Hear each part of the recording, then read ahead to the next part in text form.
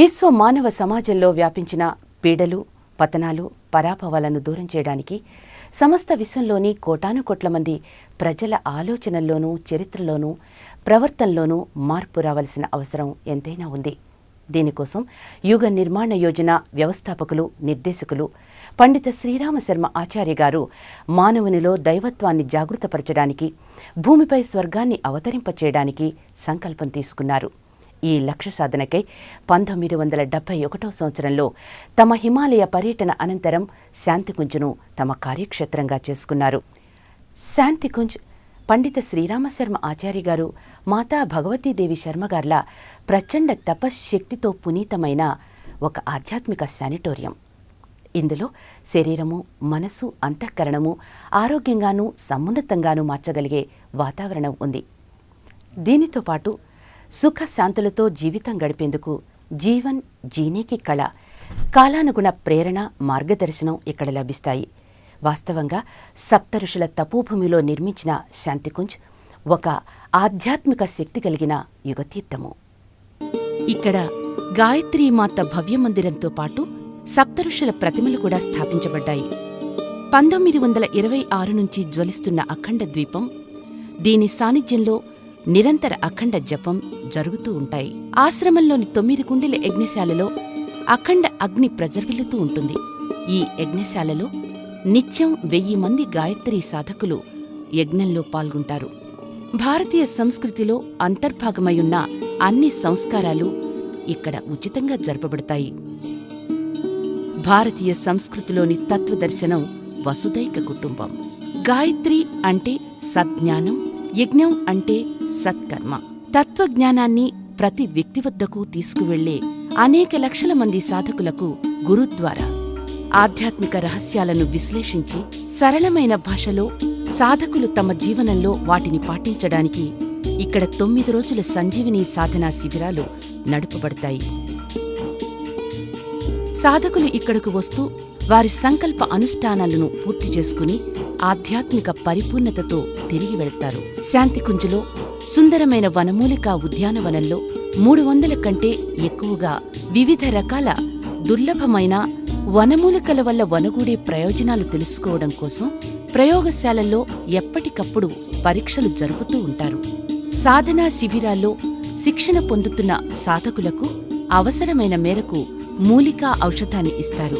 శాంతికుంజ్ ద్వారా పునర్జీవింపబడిన 50కి పైగా వనౌషధులు, వనమూలికల చూర్ణం, రసం, మిశ్రమాలను ప్రజలందరికీ అతి తక్కువ ధరకే శాంతికుంజ్ అందిస్తుంది. ఇక్కడకు వచ్చిన వారికి శారీరక, మానసిక పరీక్షలను నిపుణులైన డాక్టర్లు ఉచితంగా చేస్తారు. అలాగే ఆహారం, సాధన, జపం, ధ్యానం, ప్రాణాయామం, వనౌషధులకు సంబంధించిన అనేక సలహాలు కూడా ఇస్తారు. గాయత్రీ మంత్రంలో నిహితమైన శక్తి, యజ్ఞం నుండి వెలువడే శక్తి, అలాగే ధ్యాన శక్తిని పరిశోధించడం కోసం ఒక ఆధునిక బ్రహ్మవర్చస్ పరిశోధనాశాలను స్థాపించడం జరిగింది. ఇక్కడ భారతీయ ఆధ్యాత్మిక ధర్మానికి సంబంధించిన అతి పురాతనమైన కాలం నుండి ఇప్పటి వరకు రచింపబడిన ఇక్కడి నుంచి అఖండ జ్యోతి పేరుతో హిందీ మాసపత్రిక, అలాగే యుగశక్తి గాయత్రి గుజరాతీ, మరాఠీ, ఒరియా, బెంగాలీ, తమిళ్, తెలుగు భాషల్లో వెలువడుతుంది. ఇక్కడి తపాలా కార్యాలయం విభాగం ద్వారా భారత్లో ఉన్న మరియు ప్రపంచం మొత్తంలో ఉన్న ప్రజ్ఞా పరిజనుల, జిజ్ఞాసుల దైనందిన జీవితంలో ఎదుర్కొనే సమస్యల పరిష్కారానికి మార్గదర్శనం సూచిస్తుంది. లోక సేవకులకు అన్ని వర్గాల శిక్షణ ఇవ్వడం, ప్రజల ఆలోచనా విధానంలో మార్పు తీసుకురావడం ఇక్కడి విశిష్ట కార్యక్రమం. 1 నెల శిక్షణా శిబిరంలో భావనాశీలురైన కార్యకర్తలు నైతిక, భౌతిక, అలాగే సామాజిక క్రాంతికై సంపూర్ణ శిక్షణలు సంవత్సరం పొడవునా నడుపబడతాయి. వారికి తగిన వసతి, భోజనం, శిక్షణతో పాటు ఉచితంగా ఏర్పాటు చేస్తారు.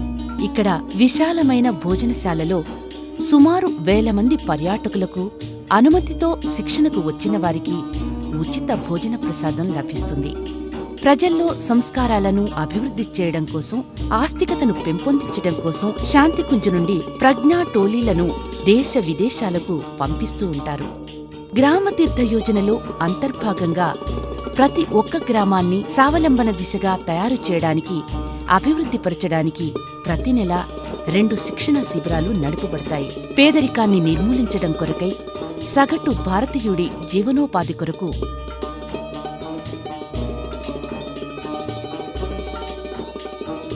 ఇక్కడ ఒక స్వావలంబన విశ్వవిద్యాలయాన్ని నిర్మించారు. చిన్న చిన్న కుటీర పరిశ్రమలను స్థాపించి వాటిని జీవనోపాధిగా మలుచుకునే విధానానికి సంబంధించిన శిక్షణలు కూడా ఉచితంగా ఇస్తారు.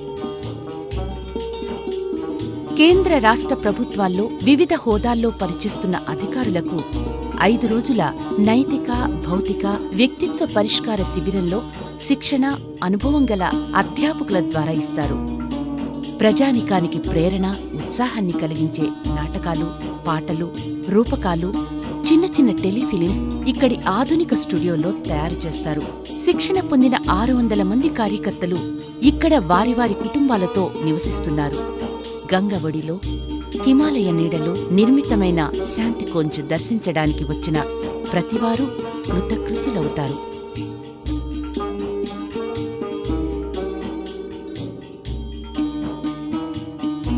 లక్షల మంది వ్యక్తులు ఇక్కడ జరిగే జీవన సాధన కార్యక్రమాలు, శిక్షణా శిబిరాల్లో పాల్గొని వాళ్ల జీవితాలను శల్య చికిత్సలు జరుపుకుని ధన్యులవుతారు.